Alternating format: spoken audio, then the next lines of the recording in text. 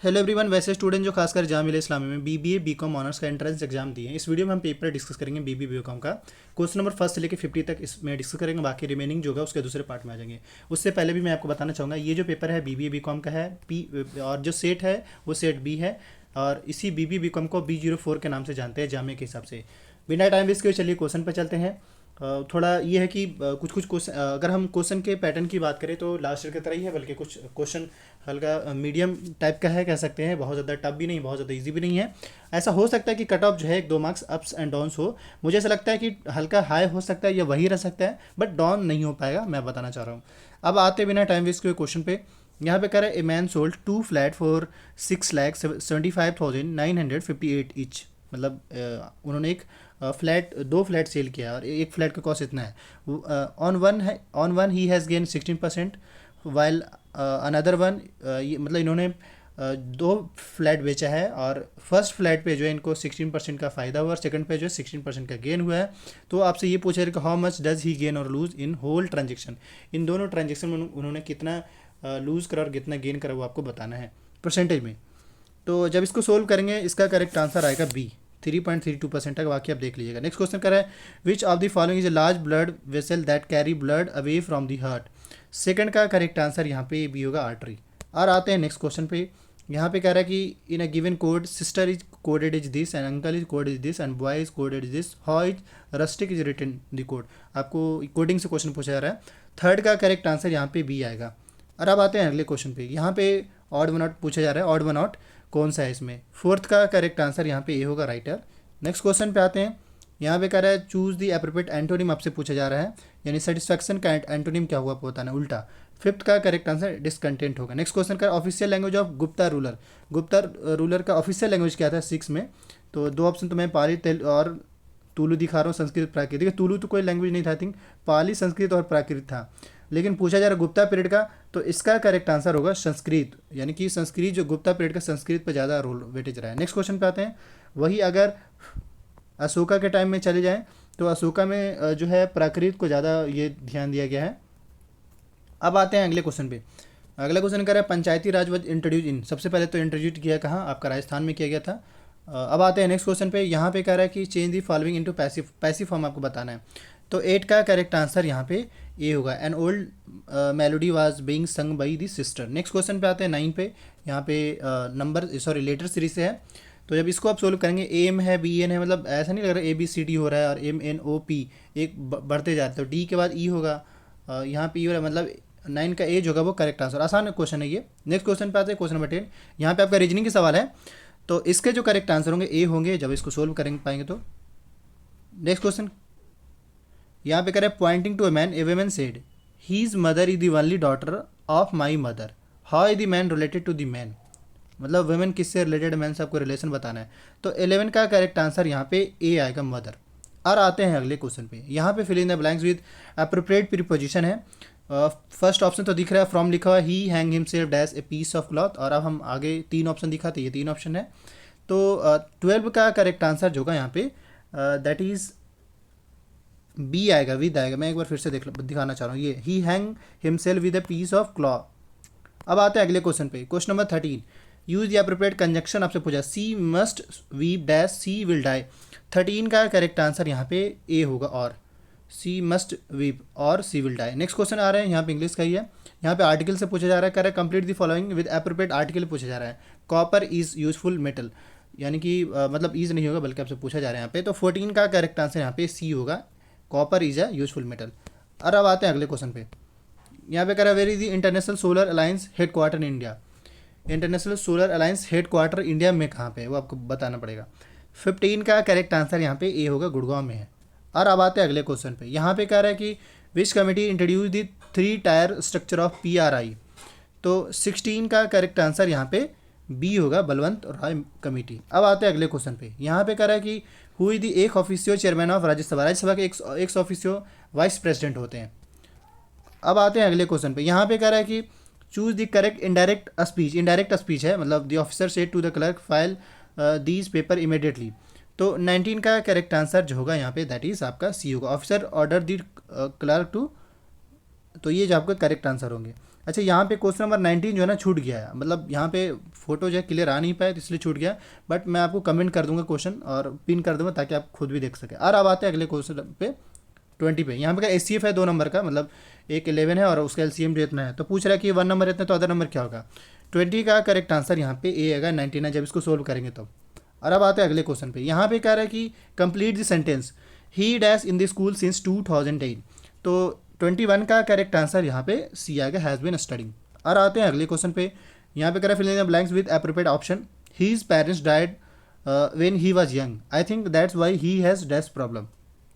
सो 22 का correct answer यहाँ पे भी होगा शो मेनी। और आते हैं अगले क्वेश्चन पे। यहाँ पे कह रहा है कि 2 dice are thrown together, what is the probability that the sum of the number on the 2 faces is divisible by 4 and 6। 23 का करेक्ट आंसर यहाँ पे बी होगा 7/18। और अब आते हैं अगले क्वेश्चन पे 24।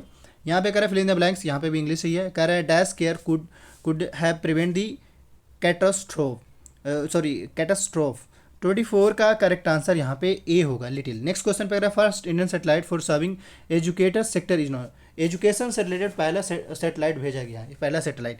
25 का करेक्ट आंसर यहाँ पे ईजूसैट। और अब आते हैं अगले क्वेश्चन पे। यहाँ पे कह रहा है कि the file extension of Excel spreadsheet is, मतलब जो हम करते हैं किस पे, एक्सेल पे। तो 26 का करेक्ट आंसर यहाँ पे सी आएगा .xls। नेक्स्ट क्वेश्चन पे आते हैं। यहाँ पे कह रहा है कि a sum of RS 800 amount to इतना in 3 year simple interest, if the interest rate is increase by 3% then how much will. तो 27 का करेक्ट आंसर यहाँ पे सी आएगा 992। और अब आते हैं क्वेश्चन नंबर 28 पे। यहाँ पे ईरर फाइंड आउट करने का है। A teacher was teaching an important lesson on the class. तो इसमें बेसिकली जो आपका ईरर है ना वो आपका ऑन है, ऑन नहीं होगा, होगा मतलब ऑन दी क्लास नहीं होगा। अब आता है अगले क्वेश्चन पे। यहाँ पे करें e waste clinic of India was recently open in which city, किस सिटी में ई वेस्ट क्लिनिक ओपन किया गया 29 में। तो इसका जो करेक्ट आंसर होगा दैट इज आपका भोपाल। और अब आते हैं अगले क्वेश्चन पे। यहाँ पे अच्छा क्वेश्चन है, मतलब 10 से question. If x/y equal to 6/5 then आपका इसका वैल्यू पूछा जा रहा है।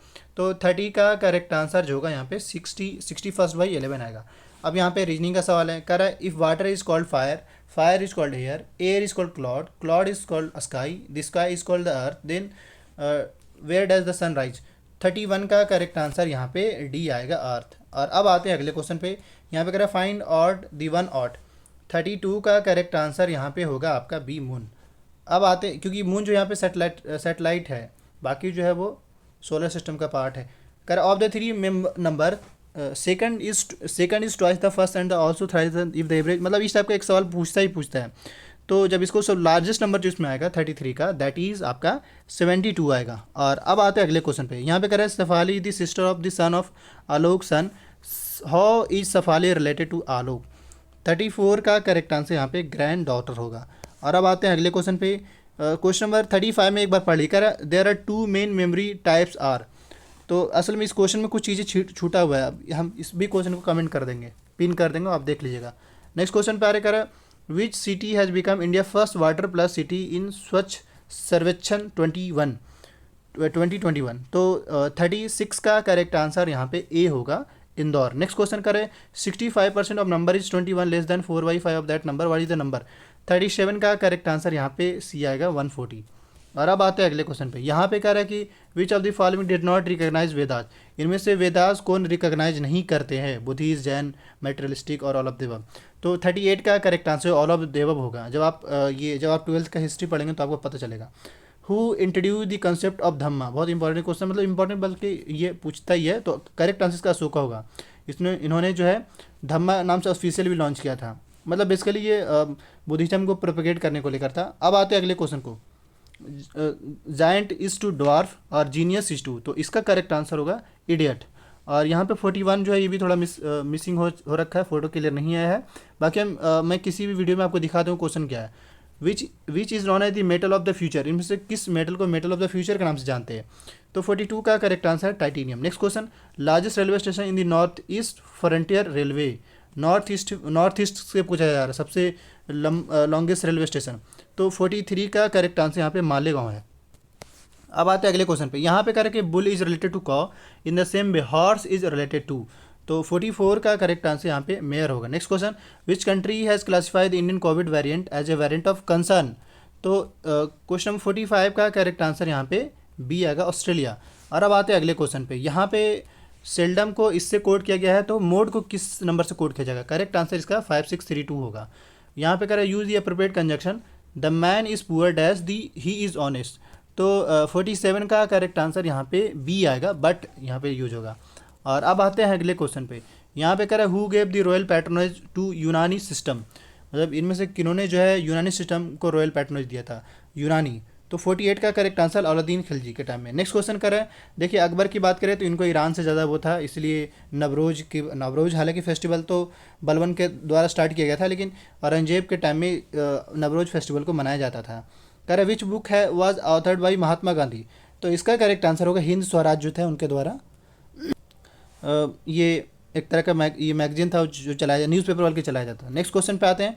कह रहे हैं how many muscles are there in the human body, इस ह्यूमन बॉडी में कितने मसल्स है वो आपको बताना है। तो इसका जो करेक्ट आंसर होगा, वैसे देखिए इस क्वेश्चन में थोड़ा सा कन्फ्यूजन भी का पार्ट है, बट स्टिल अगर ह्यूमन स्केलेटल यहीं अगर ह्यूमन स्केलेटल दिया होता तो करेक्ट आंसर इसके सी होते। तो अभी ऐसा लग रहा है क्वेश्चन के हिसाब से इसका जो करेक्ट आंसर होगा ना 639 होगा।